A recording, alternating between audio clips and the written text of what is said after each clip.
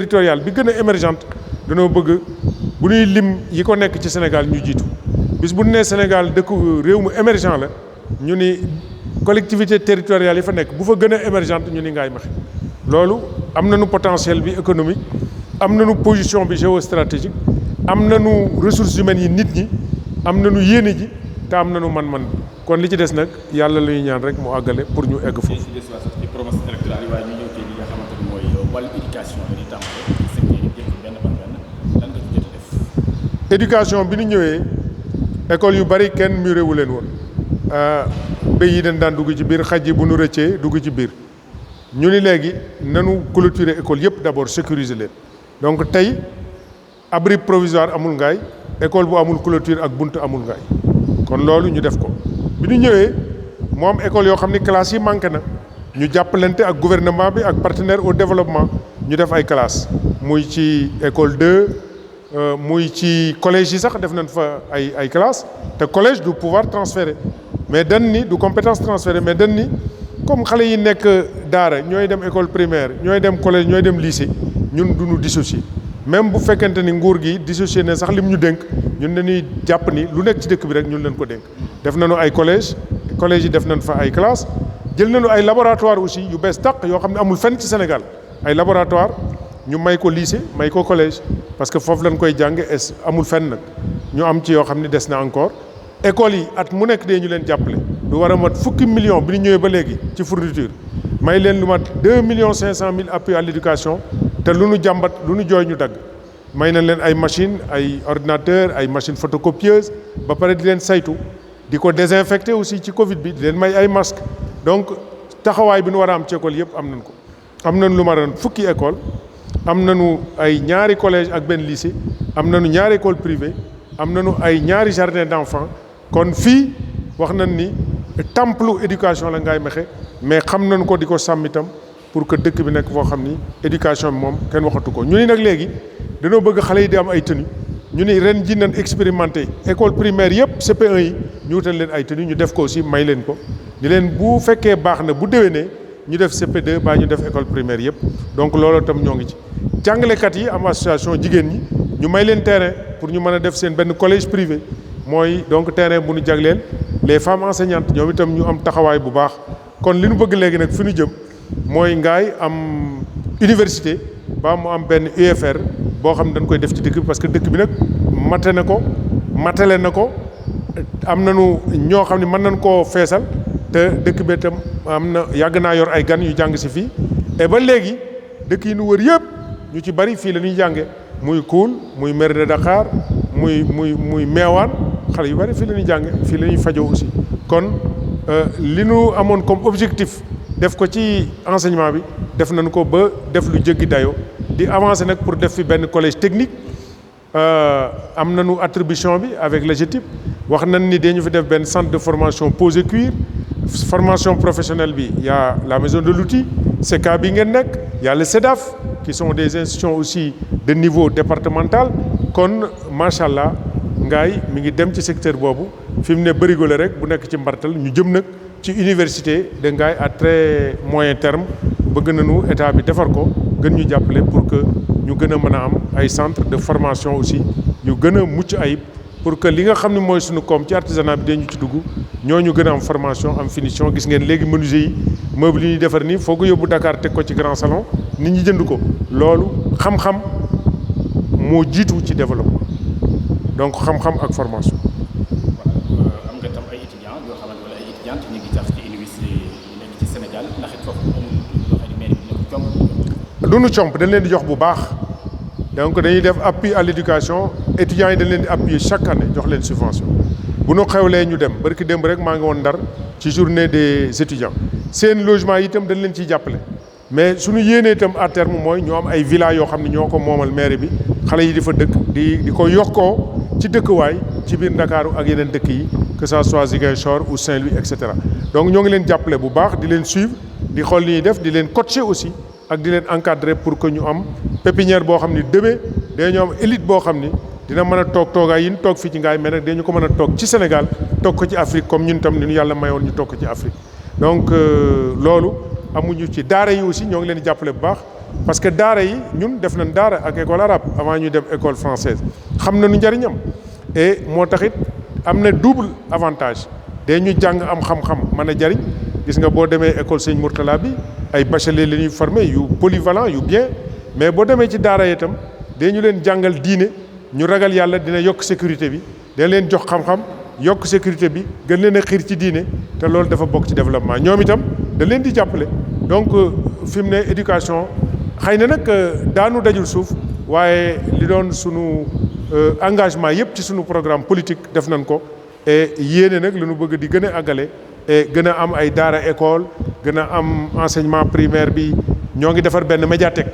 boo xam ne amul Afrique de l'Ouest yëpp gisuma ko fenn France laa ko gis médiathèque bu ànd ak musée numérique boo xam ne Sonatel moo nu ko defaral pour 70 millions matériel bi université de Lille moo nu ko may dina ñëw am na serveur am na ay ordinateur doomi ngaa yi nekk Amérique aussi may ñu ay ordinateur yoo xam def nañ ko foofu bu nu ko tijjee dina nekk médiathèque boo xam ne boo ñëwee da ngay def sa connexion téere boo bëggee jàng-jàng boo bëggee foo di nga am internet et cetera mais nag musée numérique mooy dama dem Louvre plusieurs fois di gis foofu boo xoolee benn tableau boo jëlee sa casque da ngay bës benn bouton rek moo xoolee tableau bi lu mu doon ak fu mu jóge ñu ne nag léegi war nga mën a xam Kajoor baa nga visiter Kajoor war nga visiter Mbul baa nga visiter Déqale baa nga visiter site historique yi te doo fa dem da ngay bës sa bouton rek mu won la benn film nga gis lan moo doon kaddu falukaay lan mooy teenu Palom et cetera loolu amul fenn gisaguma ko fenn ci Afrique ngaay gi lay njëkk am matériel bi ñëw na ma nga ñu tëj salle ba pare na et léegi semaine bii dañ koy installé ñu université Lille xale yi fa nekk di ñu jàppale doomu ngaay nekk ci aussi ñu formé ñi fi nekk ñu jël leen ñu commencé liggéey boobu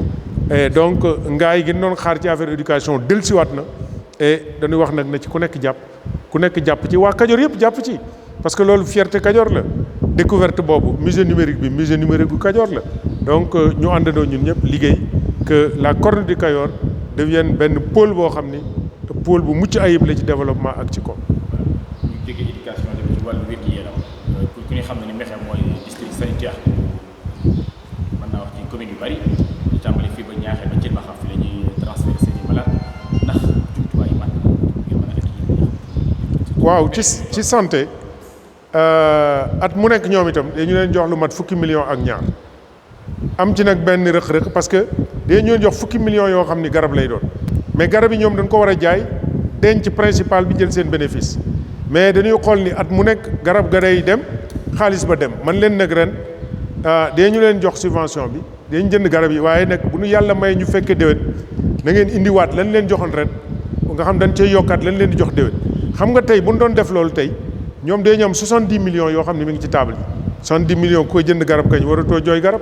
donc loolu dañu koy def toujours dañu leen may ay produits ak service d'hygiène dañu leen jëndal ay këyit ay fourniture dañu leen jox carburant dañu jàpp ci oto yi ay ambulance ñoo ko ëppoon fii ci centre de santé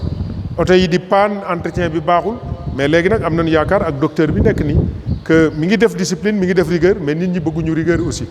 et ñoo ngi waa Ngaay ñoo ngi ñuy may doomu Ngaay may nañ ñu ambulance bu bees tàq barki démb état bi may nañu ambulance beneen doomu Ngaay indi na ambulance léegi am nañu ay oto donc centre de santé bi moo polarisé district mais centre de santé bi ñun ñoo koy alimenté suñu xaalis donc il faut aussi que yeneen communes yi nga xam ne ni nga ko waxee dañuy évacuer seen i malades mais ñuy participer ci fonctionnement centre de santé bi donc ñu am nañu ñetti poste de santé Ngaay Jaañ Ngaay Jiite Lébu yoo xam ne ñi ci ëpp ay nit ñi jóge ci communes yi waa Meewaan fii la ñuy fajoo Ngaay Jiite waa Meewaan ak même ba Palendedd waa dëkk bi nu mu tudd di Ndand dañuy dem ba ci poste bu Ngaay Jaañ boo demee Lébu waa Kuul yi dañ fay dem donc te ñoo ngi tabaxaat beneen boo xam ni joxe nañu marché bi AGETIP moo koy defar ñoo ngi ko war a tabax Lébu Ouest kon il faut nga xam ni santé poste de santé bi ñu ñëwee centre bi fekkoon nañu am ay financement yu ñu doon boucler mais mënta ñëw mu tag mais bi ñu ñëwee ak sunu entretien ñu négocier ak ministère bi ñu relancer travaux yi pour restructurer ko réhabiliter ko tey boo demee suñu centre de santé bu mucc ayib la jigéen ñi sax nañ léeg-léeg boo duggee douche yi da ngay bëgg a toog na tellement dafa set laboratoire bi noom ñëwuñu benn laboratoire ci région bi laboratoire bu baax la noom am nañu ñaari blocs chirurgicaux yoo xam ne équipement yëpp a nga fa prêt à être utilisé tey bu docteur ñëwoon di opérer day tijji rek tijji gaz bi rek oxygène bi daal di opérer mais amaguñu ñiy opérer parce que nekkaguñu hôpital de niveau 2 mais li ñu bëgg mooy ñu équiper centre de santé bi comme ni ñu ko defee ay Mamadou Diop à Dakar ak yeneen yi ak yeneen centre de santé yi ñu def ko am équipement yëpp am docteur yëpp ay gynécologue ay chirurgien et cetera bu nu paree nag ñu dem nag uti benn hôpital de niveau 2 am nañu suuf si presque 3 à 4 hectares entre Koul et Mékhé ñu def ko benn hôpital niveau 2 intercommunal donc li ñu war yëpp ci santé sapeur pompier ñu xeex indi ko fi xam ni ngaay dafa war am sapeur pompier parce que mi ngi à 22 kilomètres de la mer mine yaa ngi fi mu nekk dëkk bu polarisé 325 villages nit ñi di tàbbi ci teen yi toujours accident yi di am ñu état bi jàppale ni ñu am benn caserne sapeur pompier boo am poste de santé encore boo xam ni day faj kon santé moom bu nu góorgóorloo tuuti ñoo ngi renforcer aussi personnel médical donc aujourd'hui li nu waxoon ci programme yëpp wax nañ ko ba dépassé ko donc suñu dëkk mi ngi dox bu baax ressources yi mi ngi dem mais communes yu bootu ci ñun itam ci santé bi dafa bari ñu wax leen ñoom itam ñuy xool ak personnel bi ak seen poste yi nu leen di renforcer ñu bokk liggéey mu nekk intercommunal ñu bokk hôpital boobu mu nekk hôpital intercommunal du Kayor niveau 2 boo xam ne service yëpp dina fa am bu nu renforcer centre de santé bi ba pare donc ci liggéey yooyu la ñu. yëpp secteur santé ku ne dugg ci secteur culturel maanaam jëm ci wàllu artisanat. waaw gis nañ tey fi ñu toog nii sànq dugg fi def visite ak ay formation yoo xam ne ay ministres ñu ngi koy def lan ngeen di def ak bi président joxe woon fi ñu war nekk foo xamante ni capital artisanal gis nañu tey tur bi rek moo fi nekk yéen mairie bi seen taxawaay. non gëwuma ni tur bi rek moo fi nekk président bi mu fi ñëwee 2014 ñu ma dalal ko fii dafa consacré Ngaye Mékhé capitale de l' artisanat artisanat nag ëpp nañ ñeenti téeméeri corps de métier mais corps bi nga xam ni mooy fondation étage bi mooy cordonnerie fii am 300 ateliers de cordonnier atelier bu nekk di nga defar fukk ba ñaar fukki peeru dàll ñoo ngi koy jaay ñetti téeméer ba fukki junni ak juróom donc boo defee li ñuy wax estimation nga ni léegi da ngay jël ñaar fukki paire par 300 nga multiplier nga jël rek ni paire bu nekk day jar junni loolu mooy ñoom li ñuy jaay ci dàll dina ëpp fukki milliards yi mooy chiffre d'affaires mais bu ñu defee fukki milliards au moins ñaari milliards dina dugg ci seen poche mais koo ci laaj mën laa wuma xaalis moo tax mën leen léegi menuisier yi artisans yi am nañu cordonnier am nañu xaalis mais léegi nag nan la ñu utiliser xaalis bi li leen di rey mooy dañuy dem ci banque yi microfinance jël fa ñu jox leen ay 25% yow bu ñu la lebalee 25% sa bénéfice nekk 25% amoo dara kañ moo tax amuñu dara donc ñu wax leen ni il faut que ñu réorganiser waat accès financement bi pour que ñu mën a am accès ci financement yoo xam ni daf leen di amal njariñ mais pas du cher man gëwuma microfinance ak 23% il faut que ñu réduire taux d'intérêt yi ba mu nekk autour de 8% sax bari na mais ñoom itam comme dañuy jël xaalis bi à 5% ou 6% ñu buñ ci tegee 2% ñoom it dañuy liggéey bu boobaa bu ki mënta dem ci banque bi dina mën a dem ci microfinance foofu nag président li mu waxoon def na ko maison de l'outil bi muy ñëw dañ ko ni président fokk ñu inaugurer ko fekk tabax nañ ko mu tëju ma ne ko fokk ñu inaugurer maison de l'outil parce que président mënta ñëw te du ko inaugurer fekk Ablaye Wade defoon na ko fi tëj ko bi mu ñëwee ñu inaugurer ko def fa équipement mu ni dinaa defar SECA bi ñeent la ci Sénégal SECA bi du pour liggéey SECA bi pour exposition la et commercialisation mais comme gars yi amaguñu fu ñu liggéey ñu def ko mu jox ñu équipement lu war a mat téeméeri millions ak juróom fukk ñu amaat yeneen yu nu italiens yi may Bergamo ay machine moom usine bu complet ñu amaat yeneen yoo xam ne ci COSEC bi mayoon nañ ko artisan yi lu war a mat juróom fukki millions ñu ni léegi man ma may leen suuf mural leen ko ni leen léegi nan woo état bi ñu jàpp leen ñu tabax ko pour ñu am usine léegi liñ d'accord da ñoo ngi koy def Pose Cuir école bi nga xam ne Banque africaine moo koy jàppale gouvernement bi ñu def ko fii milliard la ak genn wàll war noo commencer liggéey bi ci ay fan boo gisee aussi ñu defaraat tannerie bi ci Pakassène tannerie naar yi de fanweeri million yoo xam ne dañu koy defaraat ba pare nag ñu jéem a investir nag pour utiwaat beneen tannerie loolu mooy chaîne des valeurs artisanat mais surtout Pose Cuir gis ngeen fii GCO jàppale ñu defar hangar boobu jigéen ñi nekk ak yeneen donc li ñu war a def mooy ñu organiser waat secteur bi bon jigéen ñi artisanat bi am na céréales yi am na sër yi y a la maison de la femme dañ koy defaraat am na foyer de la femme dañ koy defaraat SEDAF bi mi ngi dox donc investissement yi ñu war a def yëpp def nañ ko encadrement yi ñu war a def yëpp def nañ ko léegi nag dañoo war a industrialiser secteur bi et loolu suñu programme industrialisation secteur artisanal surtout cuir état bi jël na ko def ko ci programme nga xam ne dañu am tannerie bu moderne structurante boo xam dina am tannerie am forage am fu ñuy dindee chrome bi parce que aujourd'hui Sénégal amul tannerie Sénégal yëpp li ñu am mooy tannerie yi ñu am dañuy defar wet blue mooy dañuy jël der bu brut bi defar ko ba nga xam ni day nekk semi fini yónnee ko Italie italiens yi terminé ko ba portugais yi ñëwaat jaay ñu der yi loolu moo tax der yi cher der yi cordonnier yi di liggéey ay daggiti der la ou bien ay der yoo xam ni pour ay meuble donc ñun dañoo bëgg tannerie boo xam ni semi fini yooyu yeneen tannerie yi di def ñu jox ñu ko ak yi ñuy defar ñun ñu def produit fini nga xam ni léegi dàll dina yomb dina rafet ñu defal école design defal école formation posé cuir defar usines yi muy tourner donc usines yi matériel bi yëpp léegi dañ koy indi ci salle bu mag bee def fa usine bu mag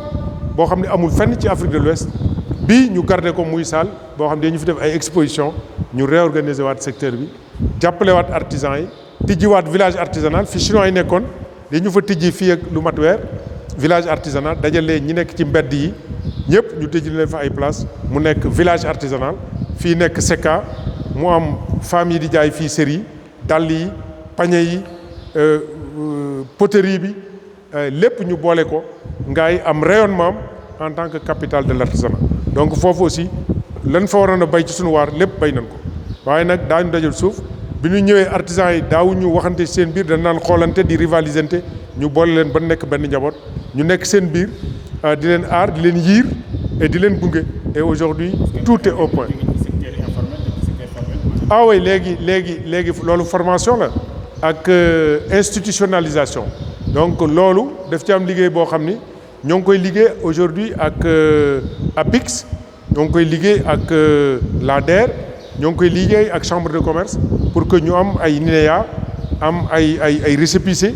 pour que ñu mën a formaliser wu mais formalisation nag du lu ñuy décréter da nga leen di accompagner permettre leen ñu am benn centrale d'achat parce que tey ku xëy war a liggéey ay dàll war a jël oto dem Dakar mën ngaa accidenté ci yoon wi mën ngaa egg Dakar yàgg fa mën nga am ay tolof sa xaalis mën na réer mën na la tafu mais bu fekkee li ñuy jënd lépp dañ koy jaay fii centrale d'achat bu boobaa liggéey bi dina gën a gaaw ñu automatiser ko ñu mën di defar en série lu bari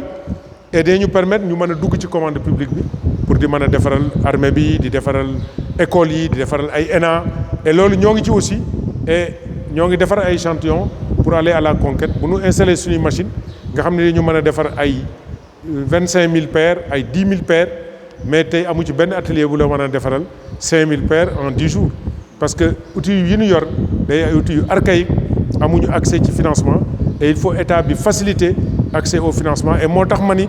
Sénégal li mu waroon a am mooy un fonds pour l'artisanat ou une banque de l'artisanat et en ce moment dina gaawal mbir mi comme ça bu ñu defee ay coopératives ou par secteur ñu allouer leen ay lignes de crédit ñu mën di liggéey bi gën a gaaw donc loolu ñoo ngi ci am nañ ci xalaat et ñoo ngi doxal xalaat bi di ci ànd ak ministères yi ak gouvernement bi mais léegi-léegi itam ñu demal suñu bopp parce que xam nga état dafa diis et ministères yi léegi-léegi itam day yéex compétition yi aussi entre régions yi arrangé wuñu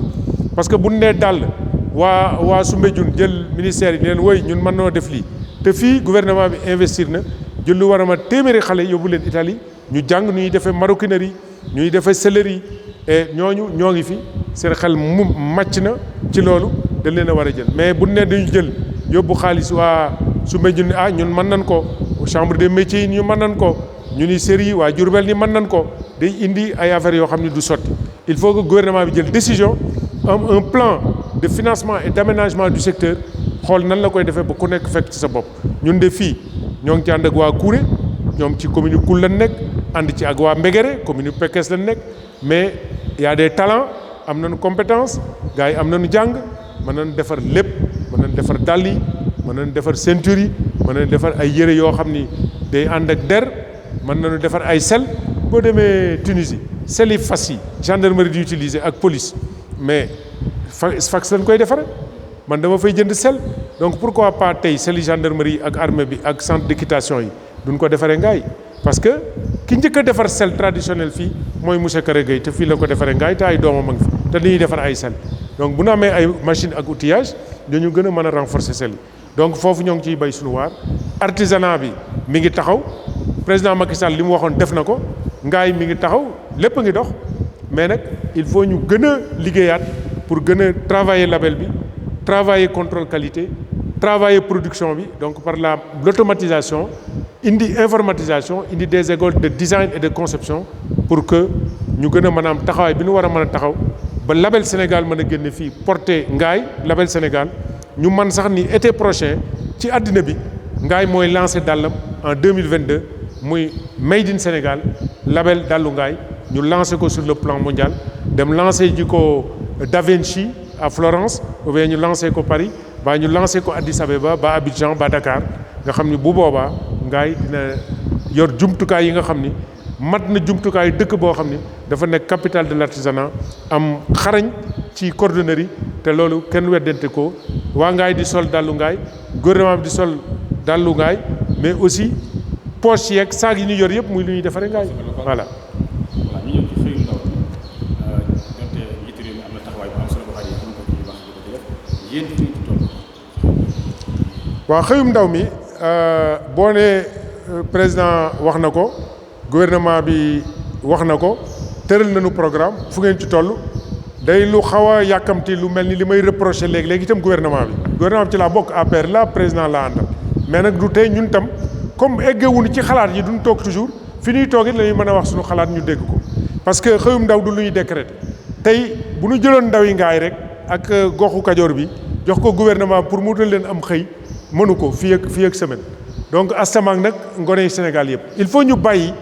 ñu delloo buum ca mboy ga bàyyi collectivité territoriale bu nekk mu xool lan mooy potentiel am ñu jàppale ko mu mobiliser foofu xëyu ndaw yi d'abord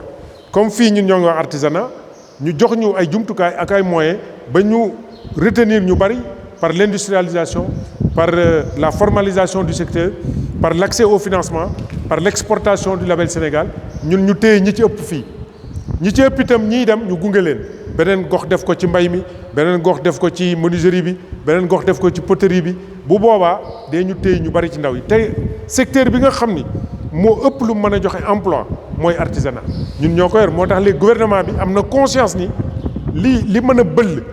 ci dex gi ndox mu teey mi muy recherche emploi li ci ëpp dina jóge ci ngaay gi donc moo tax seen stratégie yëpp ñu jox ngaay gëddëm et ñun tam ñu taxawaay bi di leen xaar nag pour ñu mën a àndandoo ak gouvernement bi pour que ñu liggéey ko mu féete boor ñu def relance économique ñu daal di jël artisanat bi liggéey ko ànd ci ak yeneen gox yi ànd ci ak triangle boobu ñu wax Touba ak Daara ak yeneen gox yi nga xam ne mën nañ fa am der yeneen gox yi ñu mën a amee dénk wax naa sax ñun ak Jalambere ñoo ngi liggéey pour créer benn usine pour di defar ay balais UCG dina utiliser lu mat million balais par an mais balais yi da ngay jënd fii jënd fee pourquoi pas ñu defar usine u balais ngaay defar benn Jalambere parce que ñoom ñoo yor bambu yi donc xalaat yi mi ngi fi xam-xam bi mi ngi fi man bi mi ngi fi mais àndandoo bi ñu ko war a ànd tëgg ko moo des mbaar mi nag kenn mënta ñëw rek di liggéey il faut que ñun ñëpp ñu ànd ku nekk ñu jox la cër ba bu ñu génnee produit comme ni ko xale yi di defee ne menuiserie bi bu ñu génnee lal bi ñu génnee rafet parce que kii mi ngi defar tiroir kii mi ngi defar bopp lal kii mi ngi defar tëjukaay bu ñu ko defee day ñu mën a am li nga xam ni mooy permettre ñu am taxawaay bi ñu war a am ci taxawaay. voilà xam naa. courant moo coupé non mi ngi dox courant baa ngi dox. waaw ñu kii tuuti xam naa question yi bari na mais dañuy des ci waxtu parce que 30 minutes dañu ko doon wala 30 minutes francs c'est 27 minutes ñu def kon def ay quelques questions rek waaye ñëw ci wàllum gestion ordinaire maanaam wàllum ceeb gi ci biir dëkk bi gis nañ ni gars yi référence la parce que tamit am na ci ay jéego yu ñu def. waaw parce que est-ce que mi ngi dox.